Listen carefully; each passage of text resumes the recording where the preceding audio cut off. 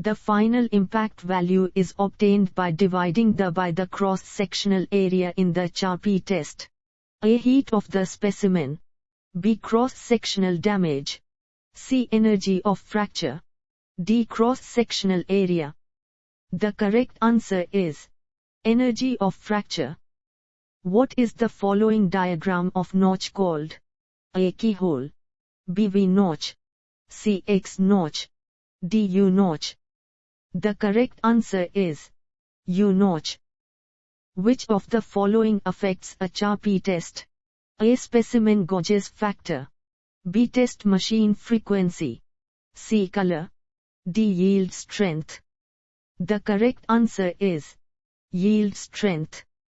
The Charpy impact test does not require a pendulum hammer. A. True. B. False. C. D. The correct answer is false. The swing of a pendulum hammer decreases after it comes in contact with the specimen in a Charpy test.